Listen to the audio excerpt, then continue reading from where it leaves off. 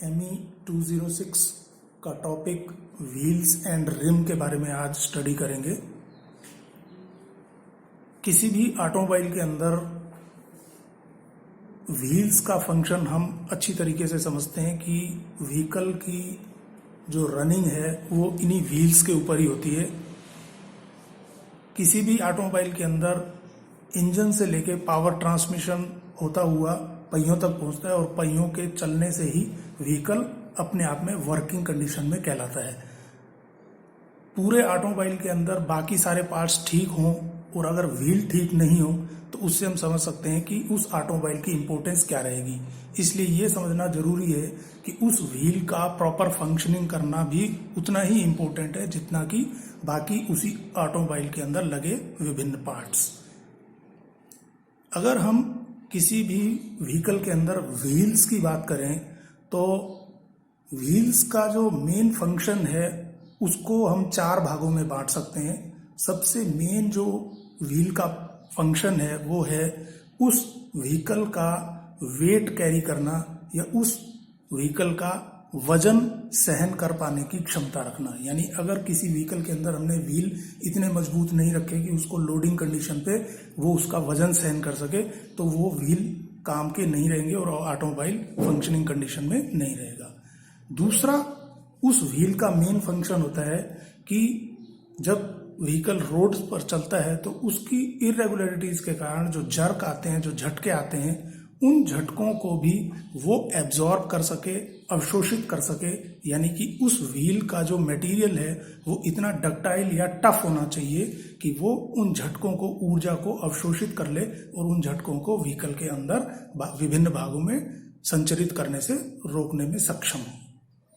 तीसरा जो प्रमुख उसके अंदर फंक्शन है व्हील का वो ये है कि किसी भी व्हीकल के अंदर अगर व्हील बैलेंस नहीं होंगे, संतुलित नहीं होंगे तो उसकी रनिंग यूनिफॉर्म नहीं होगी, प्रॉपर नहीं होगी। तो इसलिए ये आवश्यक होता है कि हमने जो व्हील उस व्हीकल के अंदर माउंट किए हैं वो प्रॉपरली बैलेंस्ड हों, सही तरीके से संतुलित हों और उनके संतुलन को ध्यान में रखते हुए उस व्हीकल के अंदर उन व्हील्स की माउंटिंग की जाती है। फोर्थ और जो चौथा पॉइंट है जो उस व्हील के अंदर होना चाहिए वो है कि उसका सस्ता और हल्का होना। सस्ता इसलिए कि अगर हम किसी भी व्हीकल के अंदर इस तरीके के मटेरियल को इस्तेमाल करते हुए उसके व्हील का डिजाइन कर देंगे जो कि कॉस्ट को इंक्रीज करता है तो वो भी डिजायरेबल नहीं होता। और दूसरा ये कि अगर उस व्हीकल के व्हील हमने ज्यादा हैवी कर दिए, भारी कर दिए, जिसकी वजह से उस व्हीकल का पूरा डेड वेट इंक्रीज हो जाता है तो वो भी डिजायरेबल नहीं होता। तो हम ये कह सकते हैं कि उस व्हीकल के जो व्हील हैं वो हल्के होने चाहिए वजन में और कीमत में सस्ते होने चाहिए। अगर इन 4 कंडीशंस को सेटिस्फाई करते हुए हमने व्हील डिजाइन किया है तो हम ये मान सकते हैं कि हमने उस व्हीकल के अंदर व्हील्स सही तरीके से सेलेक्ट कर लिए हैं। अब इसके बाद हम डिस्कस करेंगे व्हील्स के बारे में, उनके टाइप्स के बारे में। उनकी स्टडी करने से पहले मैं आपको बताना चाहूंगा कि व्हील्स को बनाने के लिए जिस मटेरियल का सामान्यतः इस्तेमाल किया जाता है वो होता है कार्बन स्टील। हैवी ड्यूटी या जनरल पर्पस व्हीकल के अंदर कार्बन स्टील का इस्तेमाल करते हुए हम फोर्जिंग या कास्टिंग प्रोसेस से व्हील का निर्माण करते हैं।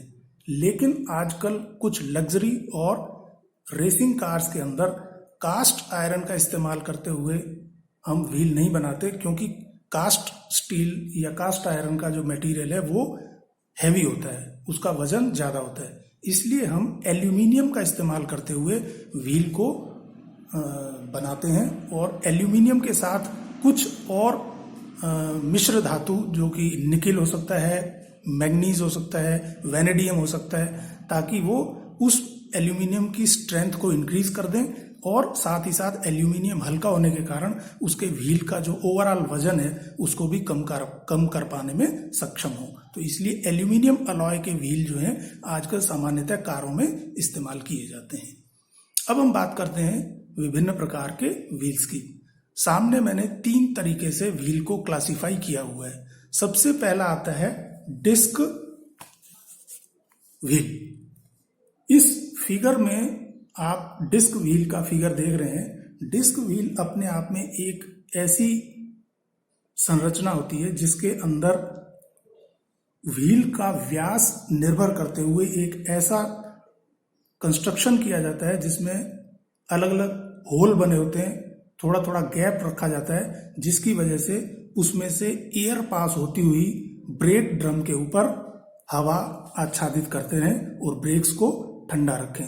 ये डिस्क ब्रेक ड्रम के ऊपर बोल्ट्स की सहायता से कसी जाती है और साथ ही इस डिस्क के मध्य भाग में हब का कवर रहता है। हब यानी कि जहां पर ब्रेक ड्रम इंसर्ट रहता है या वहां पे शाफ्ट को माउंट किया जाता है। तो ये डिस्क ब्रेक कुल मिला के उस व्हीकल के व्हील के व्यास पर निर्भर करता है कि कितना बड़ा उसके अंदर व्हील हमने माउंट करना है, उस हिसाब से इस डिस्क का निर्माण किया जाता है। इसे सामान्यतः कास्टिंग या फोर्जिंग प्रोसेस से बनाया जाता है। नंबर 2 है वायर्ड या स्पोक्स व्हील। फिगर में आप वायर्ड या स्पोक्स व्हील को भी देख पा रहे हैं। इसके अंदर 3 भाग आप बांट सकते हैं। पहला हब, बाहरी भाग रिंग और मध्य भाग जो है डिस्क ना होकर वहां पर वायर्स लगाई जाती हैं, जिसका एक भाग रिंग पर जुड़ा रहता है, दूसरा भाग हब पर जुड़ा रहता है जहां पर शाफ्ट माउंट रहती है। यह व्हील सामान्यतः 2 व्हीलर्स के अंदर, मोपेड, मोटरसाइकिल के अंदर इस्तेमाल किए जाते हैं। और ये जो वायर्स हैं, ये वायर्स रेडियल ना होकर यानी त्रिज्यीय दिशा में ना होकर तिरछी लगाई जाते हैं, यानी कुछ वायर्स आगे की तरफ झुकी रहती हैं और कुछ वायर्स पीछे की तरफ झुकी रहती हैं। जो पीछे की तरफ झुकी रहती हैं वायर्स, उनका काम होता है उस व्हील के अंदर जो ड्राइविंग टॉर्क है उसको विदस्टैंड करना या उसको कैरी करना, और जो आगे की तरफ वायर्स झुकी रहती हैं उनका कार्य होता है ब्रेकिंग टॉर्क को विदस्टैंड करना या कैरी करना। यानी 2 प्रकार के जो टॉर्क उस व्हीकल को रनिंग कंडीशन में लगते हैं, उन दोनों ही टॉर्क को एब्जॉर्ब कर सके या उसको कैरी कर सके, इसलिए ये स्पोक्स आगे और पीछे की तरफ झुकी हुई बनाई जाती हैं। तीसरा जो व्हील का टाइप है वो है स्प्लिट टाइप। हैवी ड्यूटी या कुछ ऐसे अर्थ मूविंग इक्विपमेंट जिनके व्हील्स का साइज 1.5 मीटर से 2 मीटर के बीच रहता है, इतने बड़े आकार के व्हील उस व्हीकल के अंदर माउंट करते समय हम स्प्लिट व्हील का इस्तेमाल करते हैं, जिसके अंदर की हब, डिस्क और रिंग, इन तीनों को हम 2 या 3 भागों में बनाते हैं और इन 2 और 3 भागों को आपस में बोल्ट की सहायता से कस दिया जाता है, जिससे एक कंप्लीट व्हील का निर्माण हो जाता है। तो ये स्प्लिट व्हील हमेशा उस तरीके के व्हीकल में इस्तेमाल किया जाता है जिनका व्यास 1.5 मीटर से 2 मीटर के आसपास रहता है। सामान्य व्हीकल में इस तरह के व्हील्स का इस्तेमाल नहीं किया जाता। अब हम बात करेंगे रिम्स के बारे में। रिम किसी भी व्हील का वो आउटर मोस्ट पार्ट होता है या वो रिंग पोर्शन होता है जिसके ऊपर टायर और ट्यूब को माउंट किया जाता है। यानी किसी भी व्हील के अंदर वो भाग जहां पर टायर और ट्यूब को फिक्स करने जा रहे हैं हम, उस भाग को हम रिम कहते हैं। वृत्ताकार आकृति का यह रिम 2 प्रकार से व्हीकल में रखा जाता है। पहला है, पहले तरीके का जो रिम है वो है ड्रॉप सेंटर्ड रिम और दूसरा है फ्लैट बेस्ड रिम।